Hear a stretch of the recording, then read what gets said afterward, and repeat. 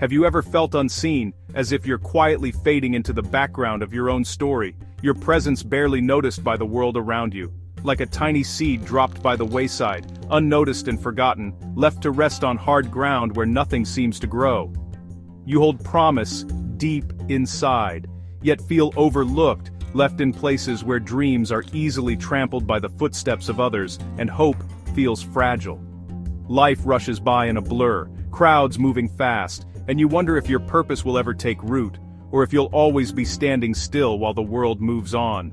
Maybe you sprouted quickly, full of hope and energy, but the heat of trials and disappointments left your roots shallow and your spirit wilting, thirsting for something more. Or perhaps you're surrounded by thorns, worries, fears, and desires that seem to choke your growth, making it hard to breathe or stretch toward the light. These aren't just places in a field, they're places in the heart, landscapes of our inner lives where hope and struggle meet. We all know the fear of being overlooked, the pain of withering when life feels too harsh, and the ache of longing for something to change.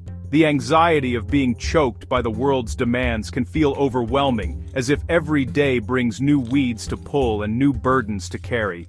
We wonder, will anything good ever come from this soil, from these broken places, in our lives? But the farmer who walks the fields of our lives sees what we cannot. He knows the answer, and he never gives up on the soil, or the seed.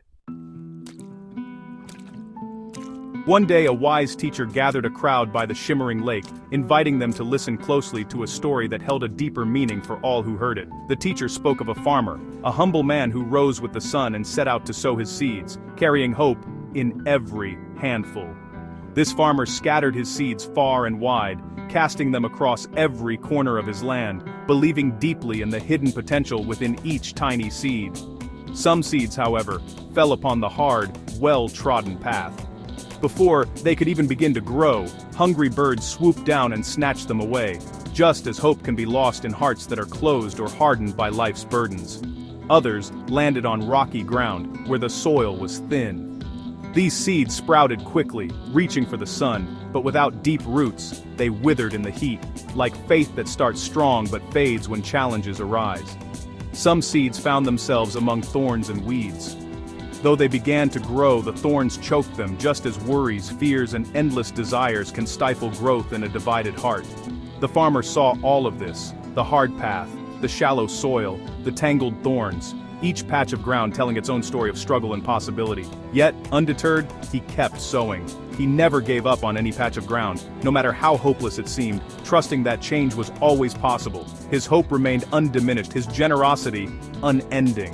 With every seed, he offered a chance for new life, never knowing which would flourish. The farmer believed that even the hardest, driest ground could one day bear fruit, if only given enough care, patience, and time. The teacher's story was not just about seeds or soil, it was about every heart listening, about the hope and possibility within us all. The farmer's heart aches for every struggling seed, longing for each one to find its place and flourish, just as we all hope to grow and thrive in our own way. The disciples, curious and eager to understand, gathered around the teacher. They asked him to explain the story he had just shared, longing for deeper meaning. The teacher replied, "The seed is the word of hope, a message of life and promise, sown by God into every heart, no matter who you are or where you come from. The soils represent the different ways we respond. Sometimes our hearts are hard, sometimes shallow, or crowded by worries and distractions that choke out growth. But this isn't a story of judgment or condemnation. It's an invitation to reflect, to open ourselves to something greater. The farmer isn't angry at the soil. Instead, he looks with compassion, wanting us to notice what's holding us back from growing. We were made for more than just surviving each day. We were created to thrive, to flourish, and to bear fruit that blesses others. The pain of feeling unfruitful or stuck is real, and it can be discouraging, but the farmer understands our struggles and our longing for change. He tells this story not to shame us, but to gently lead us out of barren places and into new life, where hope can grow again. He invites us to look honestly at our hearts, to discover what could grow if we let go of what holds us back and make room for something new.